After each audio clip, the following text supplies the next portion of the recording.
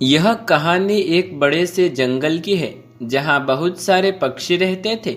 उस जंगल में एक कबूतर भी रहता था।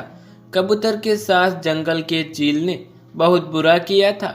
चील ने कबूतर को डराकर उसकी फसल पर कब्जा कर लिया था और वह बेचारा कबूतर बहुत ज्यादा चिंतित था। अरे मैं क्या करूं?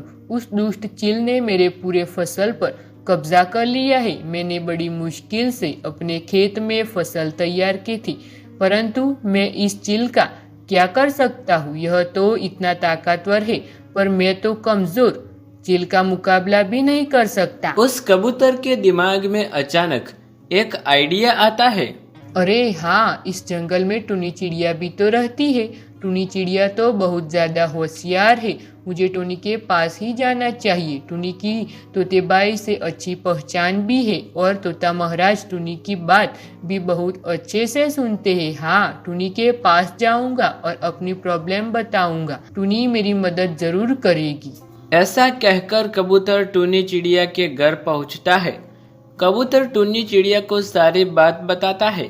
कबूतर, मुझे तुम्हारी बात सुनकर बहुत अफसोस हुआ। तुम्हारे साथ यह बिल्कुल भी अच्छा नहीं हुआ है, परंतु तुम चिंता मत करो, मैं तुम्हारी मदद जरूर करूंगी। अरे हाँ टुनी चिड़िया, तुम तोते महाराज के पास जाओ और उनसे कहो कि इस दुष्ट चील को बंदी बना ले। ठीक है कबूतर, तुम चिंता मत करो, मैं तोते महाराज के पास जाऊंगी और उनसे बात कर लूंगी। उस चील ने तुम्हारी पूरी फसल हड़प ली है, इसलिए आप चील को बंदी बना लो।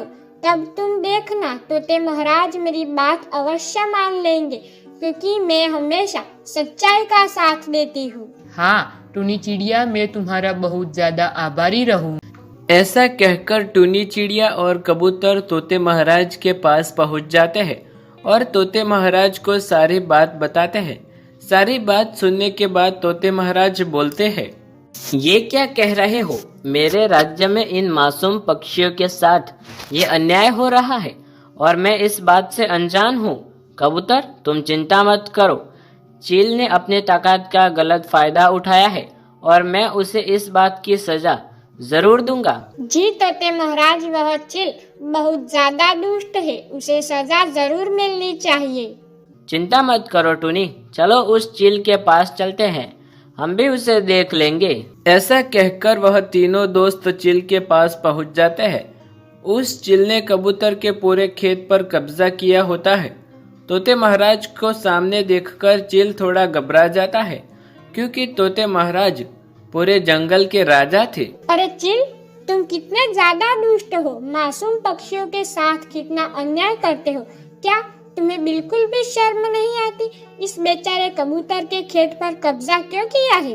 अरे ओ टुनी, तुम कौन होती हो मुझे बोलने वाली? क्या तुम इस पूरे जंगल की रानी हो? चील, टुनी चिड़िया इस पूरे जंगल की रानी नहीं है, परंतु मैं इस जंगल का राजा जरूर हूँ।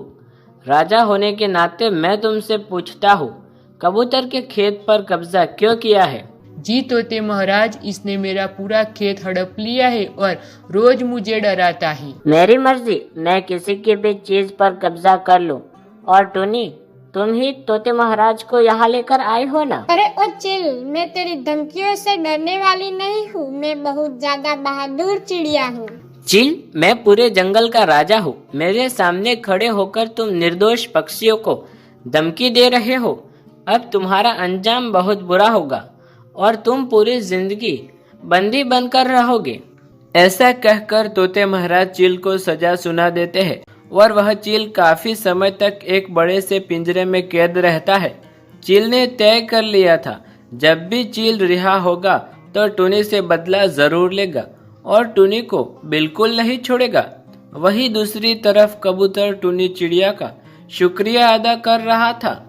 अरे टुनी चिड़िया, तुम्हारा बहुत बहुत धन्यवाद। तुमने तोते महाराज से बात करके उस चील को सजा दिलवाई। अरे नहीं नहीं कबूतर, यह तो मेरा फर्ज है, जो पक्षी मुसीबत में हो हम उसकी मदद करें। किसी भी पक्षी के साथ इस जंगल में अन्याय नहीं होना चाहिए। मुझे भी कभी तुम्हारी मदद करने का मौका मिले तो मैं तुम्हारी मदद जरूर करूँगा टुनी चिड़िया। ठीक है कबूतर, परंतु तुम मुझे धन्यवाद मत कहो क्योंकि हम तो अच्छे दोस्त हैं। टुनी चिड़िया और कबूतर की बहुत अच्छी दोस्ती हो जाती है। कुछ समय बीत गया जब चील रिहा हो चुका था। उस चील के दिमाग में सिर्फ एक ही ख्याल आ रहा था, उसे टुनी चिड़िया से बदला लेना है। अरे इस टुनी चिड़िया ने तो मुझे तोते महाराज से सजा दिलवाकर बंदी बनवाया था, लेकिन अब मैं आजाद हो चुका हूँ।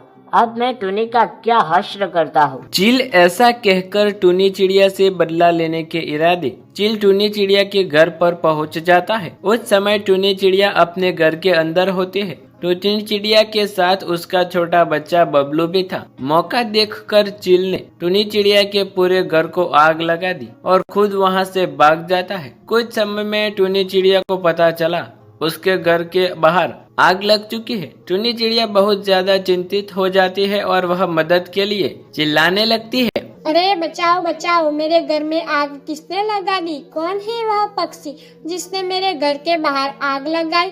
कोई मेरी मदद करो वरना मैं इस तरह जल जाऊंगी। मेरे साथ मेरा बबलू भी है, कोई मेरी मदद करो। टुनी चिड़िया जोर जोर से चिल्ला रही होती है, परंतु टुनी की मदद करने वाला वहाँ पर कोई भी मौजूद नहीं होता। उसी समय कबूतर रात में वहाँ से गुजर रहा था।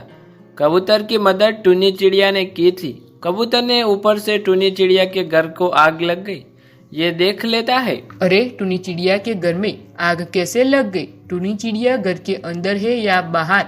मुझे टुनी चिड़िया की मदद करनी होगी। मदद करने के इरादे से कबूतर टुनी चिड़िया के घर के पास आकर बैठ जाता है। कबूतर को टुनी की जोर जोर से आवाजें आने लगती है। ऐसा सुनकर कबूतर बहुत ज्यादा घबरा जाता है और वह फौरन से उड़कर अपने दोस्त बादल के पास जाता है। कबूतर वहां जाकर बादल को सारी बात बताता है। क्या कह रहे हो दोस्त? टुनी चिड़िया के घर में आग लग गई है। अरे मेरे दोस्त, तुम जल्दी से बारिश कर दो, टुनी चिड़िया के घर की आग बुझ जाए। टुनी का बेटा भी उसके साथ घर के अंदर है। हाँ कबूतर, क्यों नहीं, मैं टुनी की मदद जरूर करूँगा। मुझे किसी की मदद करने का मौका जो मिला है मैं उसे बखूबी निभाऊंगा। चलो। बारिश होने के कारण टुनी चिड़िया के घर में आग लग गई थी, वो बुझ जाती है। जब कबूतर टुनी चिड़िया के घर में आता है और टुनी चिड़िया का हालचाल पूछने लगता है। टुनी चिड़िया, तुम ठीक तो हो ना? आग से कोई नुकसान तो नहीं हुआ ना? और तुम जली तो नहीं? अरे नहीं नहीं कबूतर, मैं बिल्कुल ठीक हूँ। शुक्र है बारिश हो गई। बारिश के कारण ही मेरा घर की आग बुझ गई और मैं सलामत हूँ। परंतु मुझे समझ में नहीं आ रहा, बारिश का मौसम बिल्कुल नहीं चल रहा था, तो फिर बारिश कैसे हो सकती है? अरे टुनी चिड़िया, मैं तुम्हारे दोस्त बादल के पास गया था।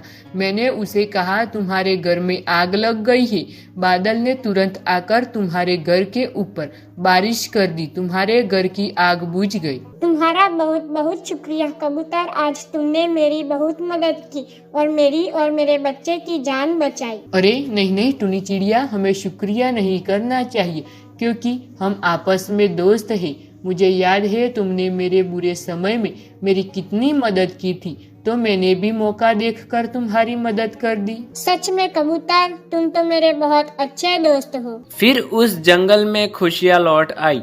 टुनी की जान बच गई और सभी पक्षी आपस में मिलकर रहने लगे। इस कहानी से हमें ये सीख मिलती है कि हमें बुरे समय में सबकी मदद करनी चाहिए और किसी का भी बुरा नहीं करना चाहिए।